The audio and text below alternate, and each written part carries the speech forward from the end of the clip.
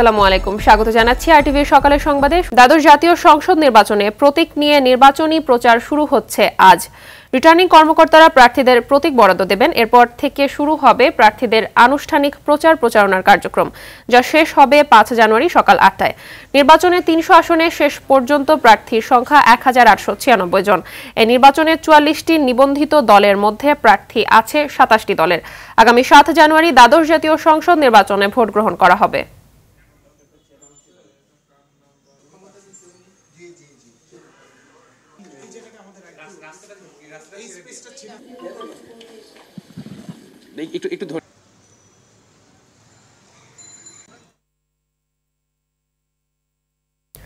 দর্শক, এ বিষয়ে বিস্তারিত জানাতে রাজধানীর সেগুনবাগিচা রিটার্নিং কর্মকর্তার কার্যালয় থেকে যুক্ত হচ্ছেন সহকর্মী শাকিলা করিম।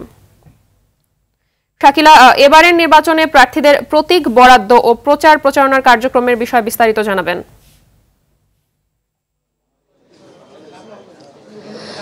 মাহবুবা, আপনি যেমনটি জানতে চাচ্ছিলেন যে প্রতীক বরাদ্দের বিষয়টি নিয়ে, আজ কিন্তু গতকাল যেহেতু মনোনয়ন প্রত্যাহার এবং মনোনয়ন সর্বশেষ কতটি দল নির্বাচনে আসছে এবং কারা কারা নির্বাচনে আসছে সেটি কিন্তু গতকাল ঠিক বিকেল 4টার মধ্যে নির্ধারিত হয়ে গিয়েছে এবং আজ সকাল থেকে কিন্তু ঢাকা বিভাগীয় রিটার্নিং কর্মকর্তার কার্যালয়ে প্রতীক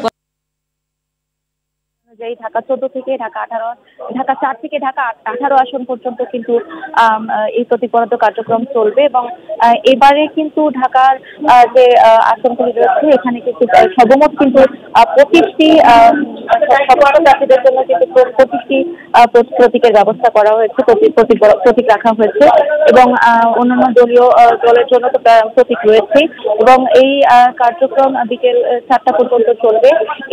এছাড়া সকাল থেকে যে নেতাকর্মীরা আসছেন, যারা দলের প্রধান, যে দলের যে নির্বাচনে অংশ নিচ্ছেন, তারা কিন্তু রিটার্নিং কর্মকর্তার কার্যালয়ে এসেছেন এবং বেশ উৎসবমুখর পরিবেশে কিন্তু এখানে প্রতীক বরাদ্দের কার্যক্রম শুরু হয়েছে এবং আমি ঠিক এখানে যখন এসে দাঁড়িয়েছে পরপরই কিন্তু কার্যক্রম শুরু হয়েছে। তো এই কার্যক্রমের কারা কারা আসছে এবং কি বিষয় কি বৃত্তান্ত সব মিলে আমি কিন্তু পরবর্তী সংবাদ আপনাকে জানাতে পারবো, যেহেতু এখন তারা একটি আনুষ্ঠানিকভাবে প্রতীক বরাদ্দের বিষয়ে কথা বলবেন। তো আমি এখন সেই সংবাদটি সংগ্রহের জন্য চলে যাচ্ছি। তো মাহবুবা, এই ছিল আমার কাছে ঢাকা বিভাগীয় রিটার্নিং কর্মকর্তার কার্যালয় থেকে সর্বশেষ। ধন্যবাদ আপনাকে। এতক্ষণ রিটার্নিং কর্মকর্তার কার্যালয় থেকে জানাচ্ছিলেন শাকিলা করিম। ঢাকা 11 আসনে আওয়ামী লীগের প্রার্থীকে লড়তে হবে জাতীয় পার্টি সহ 8 প্রতিদ্বন্দ্বীর বিরুদ্ধে। তবে স্থানীয়রা দাবি করে ভোটের মাঠে নিজেকে এগিয়ে রাখতে চান জাতীয় পার্টির প্রার্থী। অপরদিকে ঢাকা 15 আসনেও 9 জন প্রার্থী থাকলেও নৌকার প্রার্থী মনে করেন দীর্ঘ সময় এই আসনটি তার দখলে থাকায় এবারও তিনিই নির্বাচিত হবেন। ঢাকা 11 ও 15 আসনের সমীকরণ নিয়ে থাকছে দীপ্ত চন্দ্রপালের রিপোর্ট। ঢাকা 11 আসনটি ঢাকা মেট্রোপলিটনের বাড্ডা ও ভাটারা থানা এবং বেড়াইদ ও সাতারকুল ছাড়াও উত্তর সিটি কর্পোরেশনের 5টি ওয়ার্ড নিয়ে গঠিত। নির্বাচন করতে 10 জন মনোনয়নপত্র তুললেও এখন টিকে আছেন 8 জন। প্রথমবারের মতো আওয়ামী লীগ থেকে মনোনয়ন পান উত্তর মহানগর আওয়ামী লীগের সহসভাপতি মোহাম্মদ ওয়াকিল উদ্দিন। ভোটের মাঠে জাতীয় পার্টির সঙ্গে লড়াই হবে বলে জানান তিনি। আমি মনে করি যে প্রতিদ্বন্দ্বিমূলক হবে, কারণ 9 জন প্রার্থী আমরা এখানে আছি, সবাই প্রতিদ্বন্দ্বিতা করার জন্য নমিনেশন সাবমিট করছে। প্রত্যেকটা 9 জনই দলীয়, স্বতন্ত্র কোনো প্রার্থী নাই। এই আসনে জাতীয় পার্টি থেকে লড়ছেন শামীম আহমেদ রিজভী। জানান স্থানীয় প্রার্থী হিসেবে জনগণ তাকেই বেছে নেবে। এই এলাকার বাড্ডা ভাটারা রামপুরার জনগণ টাকার কাছে বিক্রি হবে না। তাদের একজন সত্যিকারের প্রতিনিধি, যিনি বাড্ডায় থাকেন, ভোটারদের সাথে থাকেন, তাকেই 7 তারিখে বেছে নেবে। ঢাকা উত্তরের মিরপুরের কাজীপাড়া, শেওড়াপাড়া সহ ঢাকা 15 আসনটি 4টি ওয়ার্ড নিয়ে গঠিত। এই আসনটি আওয়ামী লীগ থেকে 4 বার নির্বাচিত হয়েছেন কামাল আহমেদ মজুমদার। এবারও তার জয় নিশ্চিত বলে মনে করেন তিনি। এই এলাকার সুযোগ সুবিধা, এই এলাকার মানুষের যে কোনো রকমের সমস্যা আমি শুনে দৌড়িয়ে যাই, তাদের উপকার করতে চেষ্টা করি। এলাকার রাস্তাঘাটের উন্নয়ন করেছি এবং এই এলাকাটি সন্ত্রাসী এলাকা ছিল। এই এলাকার নাম শুনলে মানুষ আটকে উঠত, এখানে আসতে চাইতো না। এখন সন্ত্রাসী কোনো কর্মকাণ্ড নাই। তবে জাতীয় পার্টির প্রার্থী মনে করেন ভোটাররা নির্ভয়ে কেন্দ্রে আসলে পাল্টে যাবে পরিস্থিতি। মানুষ যদি ভোট দিতে পারে এবং প্রশাসন এবং আওয়ামী লীগের প্রার্থী সহ নেতাকর্মীরা যদি কোনো হস্তক্ষেপ না করেন আমার আসনে আমি নির্বাচিত হব ইনশাল্লাহ। প্রতিদ্বন্দ্বিতাপূর্ণ নির্বাচন ও ভোটার উপস্থিতির বিষয়টি এবার বড় চ্যালেঞ্জ বলে মনে করেন প্রার্থীরা। দীপ্তচন্দ্র পাল, RTV, ঢাকা। এদিকে মানিকগঞ্জ ২ আসনের আওয়ামী লীগ মনোনীত প্রার্থীর প্রধান প্রতিদ্বন্দ্বী আওয়ামী লীগেরই ৪ নেতা। নৌকার প্রার্থী জয়ের বিষয়ে আশাবাদী হলেও তাকে কোনো ধরনের ছাড় দিচ্ছে না নিজ দলীয় স্বতন্ত্র প্রার্থীরা। বিগত ১৫ বছরে সারা দেশে উন্নয়ন হলেও এই আসনে তেমন উন্নয়ন হয়নি দাবি করে স্বতন্ত্র প্রার্থীরা বলছে সাধারণ ভোটারদের ব্যাপক সাড়া পাচ্ছেন তারা। মানিকগঞ্জ থেকে স্টাফ রিপোর্টার জাহাঙ্গীর আলম বিশ্বাসের তথ্যছবিতে ইমরুল কায়সার রিপোর্ট। সিংগাইর, হরিরামপুর ও মানিকগঞ্জ সদরের ৩টি ইউনিয়ন নিয়ে মানিকগঞ্জ ২ আসন। এই আসনে নৌকার প্রার্থী ৩ বারের সংসদ সদস্য কণ্ঠশিল্পী মমতাজ বেগম, আর তাকে পরাজিত করতে মাঠে আছে আওয়ামী লীগেরই ৪ জন হেভিওয়েট নেতা। এই আসনে আওয়ামী লীগের কেন্দ্রীয় কমিটির সাবেক যুব ও ক্রীড়া বিষয়ক সম্পাদক দেওয়ান শফিউল আরেফিন টুটুল, সিনিয়র নেতা মুশফিকুর রহমান খান হান্নান, জেলা আওয়ামী লীগের কোষাধ্যক্ষ দেওয়ান জাহিদ আহমেদ টুলু ও স্বেচ্ছাসেবক লীগের কেন্দ্রীয় কমিটির সদস্য শাহাবুদ্দিন আহমেদ চঞ্চলের মতো স্বতন্ত্র প্রার্থী। স্বতন্ত্র প্রার্থীরা নিজ দলের হলেও জয়ের ব্যাপারে শতভাগ আশাবাদী নৌকার প্রার্থী। সব মানুষ যেভাবে আমাকে ভালোবাসে আর আমরা যে কাজ করেছি, নৌকার যে ভক্ত এই দেশে তৈরি হয়েছে, ইনশাল্লাহ শতভাগ নৌকা এখানে পাশ করবে, আমি পাশ করবো ইনশাল্লাহ। আবার মানুষের এই যা যা ছোটখাটো দাবি আছে সেগুলো করবো ইনশাল্লাহ। তবে স্বতন্ত্র প্রার্থীদের দাবি, গত ১৫ বছরে সারা দেশে ব্যাপক উন্নয়ন হলেও এই এলাকায় কাঙ্ক্ষিত উন্নয়ন হয়নি, ফলে সাধারণ ভোটারদের ব্যাপক সাড়া পাচ্ছেন তারা। মাননীয় প্রধানমন্ত্রী যেখানে ট্যানেল তৈরি করে নদীর নিচ দিয়ে রাস্তা বানাচ্ছে, যেখানে ফ্লাইওভার বানাচ্ছে, যেখানে আন্ডারপাস বানাচ্ছে, সেখানে আমাদের এই এলাকায় ওই জায়গার সাথে তাল মিলিয়ে আমাদের এলাকা উন্নয়ন হয় নাই। আমি যদি নির্বাচিত হই, যে আমার প্রথম কাজ হবে রফিক সেতুর টুল মুক্ত করা, মডেল মসজিদ করা, এবং এই আমাদের যে এই আন্তঃসড়কটা হয়েছে হেমায়তপুর টু মানিকগঞ্জ, এটাকে 4 লাইন বা 6 লাইনে করা। সাধারণ ভোটাররা বলছেন উন্নয়নের পাশাপাশি জনগণের পাশে থাকবে এমন নেতাকেই তারা ভোট দিবেন। আমি মনে করি এবার যে নমিনেশন যে পেয়েছে তার থেকে স্বতন্ত্র প্রার্থী বেটার। নৌকা আছে এবং নৌকার পাশে স্বতন্ত্র শক্তিশালী প্রার্থী আছে, তাই আমরা চিন্তা করব। মানিকগঞ্জ ২ আসনে নৌকার প্রার্থী ছাড়াও মোট বৈধ প্রার্থী ১১ জন। এখন দেখার বিষয় কে হবেন এই আসনের সংসদ সদস্য। ইমরুল কায়েস, RTV। দর্শক, চট্টগ্রামে প্রতীক বরাদ্দ ও নির্বাচনী প্রচারের বিষয়ে জানাতে সেখান থেকে সরাসরি যোগ দিচ্ছেন সহকর্মী সাইফুল মাহমুদ। সাইফুল, নির্বাচনকে কেন্দ্র করে চট্টগ্রামে ভোটের পরিবেশ আর মানুষের মাঝে উৎসাহ উদ্দীপনা কেমন দেখতে পাচ্ছেন? জি, মাহবুবা যেমনটি জানতে চেয়েছিলেন, আমি শুরুতেই বলবো চট্টগ্রামে কিন্তু নির্বাচনী আমেজ ইতিমধ্যে বইতে শুরু করেছে। আজ কিন্তু প্রতীক বরাদ্দ দেওয়া হবে কিছুক্ষণের মধ্যে। চট্টগ্রামের 2 জন রিটার্নিং কর্মকর্তার কার্যালয়ে প্রতীক বরাদ্দ দেওয়া হবে। একটা হচ্ছে জেলা প্রশাসকের কার্যালয়, আর একটা বিভাগীয় কমিশনারের কার্যালয়ে। এই ইতিমধ্যে প্রার্থীরা এসে গেছেন এখানে। তবে নৌকা প্রতীকের প্রার্থীরা কিন্তু এখনও আসেননি। তারা হয়তো তাদের প্রতিনিধি পাঠাবেন, যেহেতু তাদের আসলে প্রতীক জানাই আছে নৌকা, সেই জন্য তারা কেউ আসেনি। যারা স্বতন্ত্র প্রার্থী কিংবা অন্য দলের প্রার্থী তারা এসেছেন, তাদের প্রতিনিধিরা আসেন। তবে এখানে সবচেয়ে বেশি ভিড় করছে স্বতন্ত্র প্রার্থীরা, যেহেতু তাদের প্রতীক কী হবে সেই জন্য অনেকের পছন্দ হবে। তবে চট্টগ্রামে কিন্তু ইতিমধ্যে নির্বাচনী আমেজ বইতে শুরু করেছে। এখন সব জায়গায় কিন্তু নির্বাচনী কথাবার্তা শুরু হতে। একটা বিষয় জানিয়ে রাখি, সেটি হচ্ছে যে গতকাল ছিল প্রত্যাহারের শেষ দিন। এই গতকালে চট্টগ্রামের 16টি আসনে 9 জন প্রার্থী তাদের প্রার্থীতা প্রত্যাহার করে নিতেন। তার মধ্যে আওয়ামী লীগের 2 জন হেভিওয়েট প্রার্থী ছিল, তারা কিন্তু জাতীয় পার্টিকে ছেড়ে দিয়েছেন। একটা হচ্ছে চট্টগ্রাম 8 আসন, আরেকটা হচ্ছে চট্টগ্রাম 5 আসন। যেটি চট্টগ্রাম 8 আসনের ছেড়ে দিয়েছেন আওয়ামী লীগের প্রার্থী, তিনি কিন্তু 8 মাস আগে কিন্তু নির্বাচিত হয়েছিলেন। ইতিমধ্যে তিনি কিন্তু তার আসনটি ছেড়ে দিয়েছেন আওয়ামী লীগের জন্য।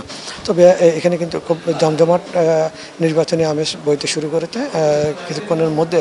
তবে অনেকে কিন্তু, বিশেষ করে যারা নৌকা প্রতীক পেয়েছেন, তারা কিন্তু পোস্টার ছাপিয়ে রেখেছেন। শুধুমাত্র আজকের পরে, দুপুরের পরেই হয়তো পোস্টারগুলি লাগাবেন। এবং যারা স্বতন্ত্র প্রার্থী আছে তারা কিন্তু অপেক্ষা করছেন তাদের প্রতীক পাওয়ার জন্য। প্রতীক পেলেই কিন্তু তারা পোস্টার ছাপাবেন।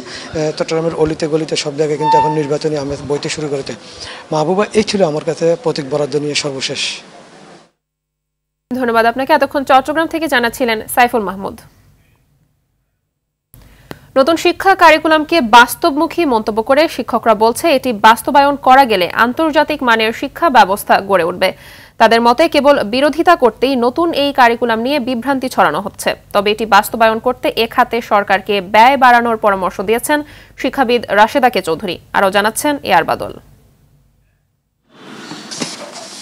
রাজধানীর একটি শিক্ষা প্রতিষ্ঠানের শিক্ষার্থী তামান্না ও সাজেদা আমিন কথা। নতুন ক্যারিকুলামে সপ্তম শ্রেণীর শিক্ষার্থী। তারা গ্রুপ হয়ে পাঠ্যক্রমের একটি অধ্যায়ের মাইগভ নিয়ে প্রজেক্ট তৈরি করছে। এছাড়াও তারা নাটক, রান্না এবং বাড়ি অঙ্কন সহ নানা বিষয়ে ব্যবহারিক কাজ করেছে। তারা জানায় নতুন পদ্ধতিতে মুখস্থ না করে বাস্তবমুখী কাজ করায় তাদের মনে থাকছে সহজেই। নিজেদের অভিজ্ঞতা ও সমস্যার কথাও জানান তামান্না ও কথা। ভালো, কিন্তু এটা আমাদের এখানে একটু পড়ালেখার মধ্যে যে পরীক্ষাটা হতো, এটা এখানে যদি হতো তাও একটু বেস্ট হতো। পরীক্ষা থাকে তাহলে সবাই একটু মাথা ঘামাবে না, আমাকে একটু পড়তে হবে যে আমার পরীক্ষায় লিখতে হলে, তাহলে আর কি বেশি ভালো হয়। এই শিক্ষক জানান ডিম ভাজা বা বিছানা গোছানো সারা বছরের মধ্যে একদিনের পড়া। এটি নিয়ে গুজব ছড়ানো উদ্দেশ্যমূলক। যুগের সাথে তাল মিলিয়ে শিক্ষার পরিবর্তন আসবে। এখন যেমন 100% প্র্যাকটিক্যাল গভর্নমেন্ট দিছে, এক্ষেত্রে কিছুটা করতে পারতো যে কিছু থিওরিক্যাল রেখে কিছু প্র্যাকটিক্যাল করতো, তাতে আস্তে আস্তে আমরা অভ্যস্ত হয়ে যেতাম। এই জন্য প্র্যাকটিক্যালের পাশাপাশি থিওরিক্যাল থাকলে এবং পরীক্ষা পদ্ধতিতে থাকলে আমার মনে হয় যে অভিভাবক এবং বাচ্চারা যে ভয়টা পাচ্ছে, এই ভয়টা আর তাদের থাকবে না। আরেক শিক্ষিকা বলেন, নিঃসন্দেহে এ নতুন শিক্ষা পদ্ধতি আধুনিক এবং যুগোপযোগী। তবে দীর্ঘক্ষণ পাঠ গ্রহণের ক্ষেত্রে শিক্ষার্থীদের জন্য স্বাস্থ্যসম্মত টিফিন ব্যবস্থাও জরুরি। শ্রেণীকক্ষের কিছুটা পরিবেশের উন্নয়ন প্রয়োজন, আসবাবপত্রের পরিবর্তন দরকার। যেটা আমরা পুরাতন চেয়ার বেঞ্চ নিয়ে করছি, এটাকে আসলে চেঞ্জ করতে হবে। যেমন গোল টেবিল বা ডেস্ক এরকম কিছু দিয়ে বাচ্চাদের যদি আমরা করি, তাহলে সেটা আমাদের জন্য ভালো একটা দিক নিয়ে আসবে আর কি। যে কোনো নতুন জিনিস গ্রহণ করতে গেলে তো আমাদের কষ্টই হয়। এটা যদি আমরা পুরোপুরিভাবে বাস্তবায়ন করি, শিক্ষাক্ষেত্রের উন্নয়ন অবশ্যই অনেক বেশি ত্বরান্বিত হবে, এটা আমরা আশা করছি। আমাদের আরও প্রশিক্ষণ দরকার, প্রশিক্ষণের বিকল্প নেই। নতুন কারিকুলাম বাস্তবায়নে পাইলটিংয়ের পর শিক্ষক এবং শিক্ষা প্রতিষ্ঠানকে যথাযথভাবে প্রস্তুত করার তাগিদ দিয়েছেন শিক্ষাবিদ রাশেদা কে চৌধুরী। এই শিক্ষাক্রমের সবচেয়ে গুরুত্বপূর্ণ দিকগুলোই হলো শুধু পুঁথিগত বিদ্যা নয়, পরীক্ষা পাশ করা নয়, ঘরে বাইরে মাঠে এবং পরিবারে শিখতে হবে, বুঝতে হবে, জানতে হবে, নতুন বিশ্বের সাথে তাল মিলিয়ে চলার। অবশ্য বলাই যেতে পারে অভিভাবকদের উদ্বেগের সাথে সুর মিলিয়ে যে এই শিক্ষাক্রম বাস্তবায়নে যথেষ্ট কাঠখড় পোড়াতে হবে। বিশেষ করে শিক্ষায় বিনিয়োগ বাড়াতে হবে। আগামী বাজেটে নিশ্চয়ই আমরা আশা করি যে এর প্রতিফলন দেখতে পাবো। এআর বাদল, RTV, ঢাকা। দেশের উত্তরের জেলাগুলোতে জেঁকে বসেছে তীব্র শীত। হাড় কাঁপানো শীতে বিপর্যস্ত চুয়াডাঙ্গার মানুষ। ঘন কুয়াশা ও হিমেল হাওয়ায় ব্যাহত হচ্ছে স্বাভাবিক জীবনযাত্রা। সবচেয়ে বেশি দুর্ভোগে আছেন খেটে খাওয়া ছিন্নমূল মানুষ। তীব্র শীতের কারণে কাজ করতে না পেরে অনাহারে অর্ধাহারে কাটছে অনেক নিম্ন আয়ের মানুষের দিন। কুড়িগ্রামে কুয়াশা কম থাকলেও শীতের তীব্রতা অনেক বেশি। ঘরে ঘরে শীতজনিত রোগে আক্রান্ত হচ্ছে মানুষ। হাসপাতালগুলোতেও বাড়ছে ডায়রিয়া ও নিউমোনিয়া আক্রান্তের সংখ্যা। পঞ্চগড়ে মৃদু শৈত্যপ্রবাহ বইছে, এতে শীতের তীব্রতা অনুভূত হচ্ছে অনেক বেশি।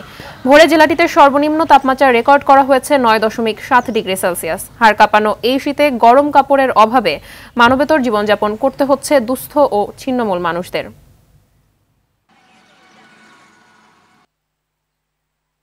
গাড়ি চালাইতে গাড়ি ঘোড়া দেখা যায় না, যানজট একটু বোঝা যায় না, রাস্তাঘাট দেখা যায় না, রাস্তার একটা কন্ডিশন বোঝা যাচ্ছে না।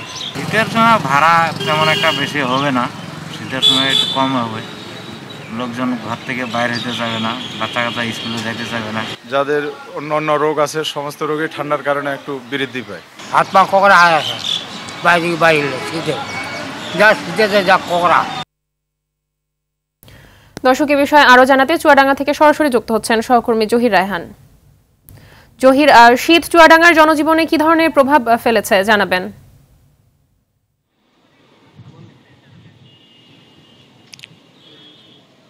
আসলে মাহবুবা, আপনি সংবাদের মাধ্যমে দর্শকদের যেমনটি জানাচ্ছিলেন, বরাবরের মতো কিন্তু এবারও চুয়াডাঙ্গায় শীত জেঁকে বসেছে।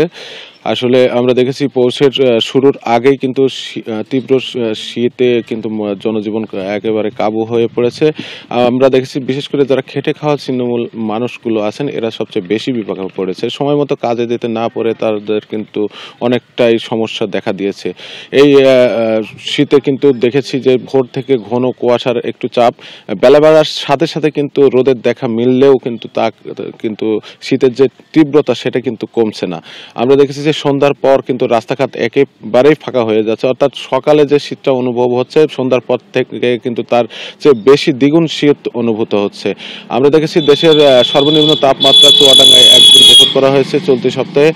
আর আজকে আবহাওয়া অফিস যেটা জানিয়েছে যে আজ তাপমাত্রা একটু বেড়েছে। আজ সকাল 9টায় কিন্তু তাপমাত্রা রেকর্ড করা হয়েছে 11.5 ডিগ্রি সেলসিয়াস। তবে তাপমাত্রা যা রেকর্ড করা হচ্ছে তার চেয়ে বেশি শীত অনুভূত হচ্ছে বলে নদী পাড়ের যারা মানুষ আছেন তারা কিন্তু জানিয়েছেন। আমরা দেখেছি এই শীতে কিন্তু শীতজনিত নানা রোগে আক্রান্ত হয়ে সদর হাসপাতাল সহ উপজেলা স্বাস্থ্য কমপ্লেক্সগুলোতে কিন্তু রোগীর সংখ্যা বেড়ে চলেছে, বিশেষ করে শিশু ও বয়স্কদের সংখ্যাই বেশি। আমরা দেখেছি যে সরকারি ও বেসরকারি উদ্যোগে শীতবস্ত্র বিতরণের প্রস্তুতি নেওয়া হয়েছে। বিভিন্ন বেসরকারি সংগঠন কিন্তু শীতবস্ত্র বিতরণের প্রস্তুত করছে। সরকারি উদ্যোগে কিন্তু খুব শীঘ্রই শীতবস্ত্র বিতরণ করা হবে বলে জানিয়েছেন প্রশাসন। তো এই ছিল মাহবুবা আমার কাছে চুয়াডাঙ্গা থেকে সর্বশেষ। ধন্যবাদ আপনাকে। এতক্ষণ জহির রায়হান জানাচ্ছিলেন চুয়াডাঙ্গা থেকে। কুয়েতের আমিরের মৃত্যুতে আজ রাষ্ট্রীয় শোক পালন করছে বাংলাদেশ। রোববার মন্ত্রিপরিষদ বিভাগের এক প্রজ্ঞাপনে এ তথ্য জানানো হয়।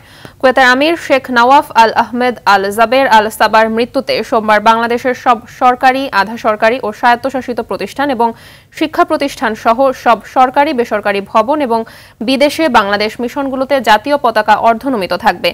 কুয়েতের আমিরের রুহের মাগফিরাতের জন্য এদিন বাংলাদেশের সব মসজিদে বিশেষ দোয়া অনুষ্ঠিত হবে। অন্যান্য ধর্মীয় অনুষ্ঠানে তার আত্মার শান্তির জন্য বিশেষ প্রার্থনার আয়োজন করা হবে। এর আগে 16 ডিসেম্বর 86 বছর বয়সে শেখ নওয়াফের মৃত্যু হয়।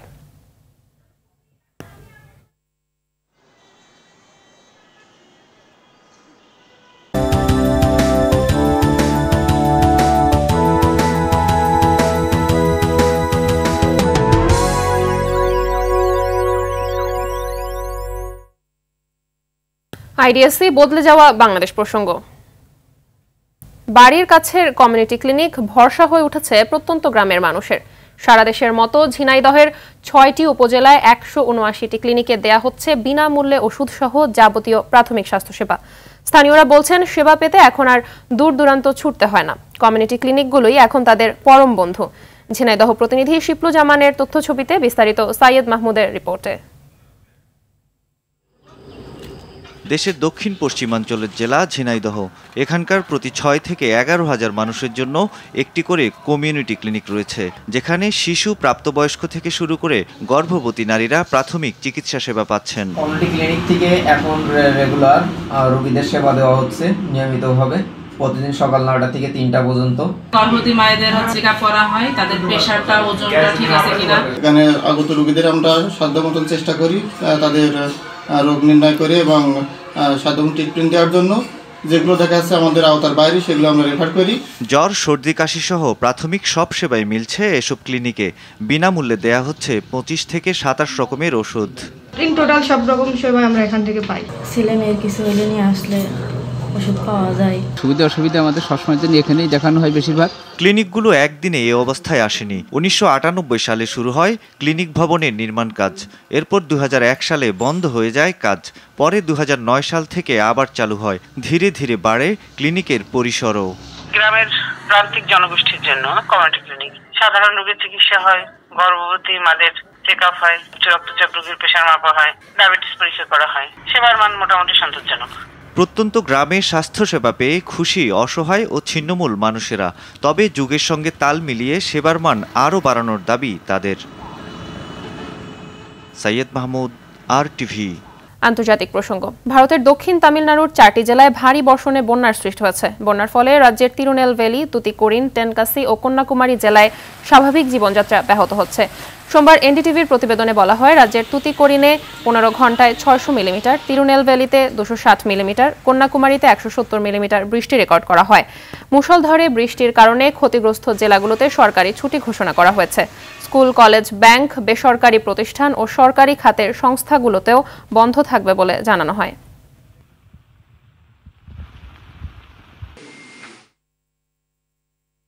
উত্তর আমেরিকার দেশ মেক্সিকোর একটি হলিডে পার্টিতে হামলায় 12 জন নিহত হয়েছে। সোমবার স্থানীয় গণমাধ্যমের বরাতে বার্তা সংস্থা রয়টার্সের প্রতিবেদনে বলা হয়, আসন্ন বড়দিন উৎসবকে সামনে রেখে ওই পার্টির আয়োজন করা হয়েছিল। প্রতিবেদনে বলা হয়, মধ্য মেক্সিকোর গুয়ানাজুয়াতে প্রদেশের সালভাটিয়েরা শহরে এই আক্রমণের ঘটনাটি ঘটে। সে সময় সশস্ত্র গোষ্ঠীর সদস্যরা পোসাদা নামে ঐতিহ্যবাহী মেক্সিকান পার্টিতে যোগদানকারীদের ওপর গুলি চালায়। ঐতিহ্যবাহী এই মেক্সিকান পার্টিটি বড়দিনের আগ পর্যন্ত অনুষ্ঠিত হয়ে থাকে। সকালের সংবাদ এ পর্যন্তই। সবশেষ সংবাদ জানতে যে কোন মোবাইল ফোন থেকে 24141 নম্বরে ডায়াল করুন। মধ্যাহ্নের সংবাদ 12টায় দেখার আমন্ত্রণ রইল। ধন্যবাদ সবাইকে।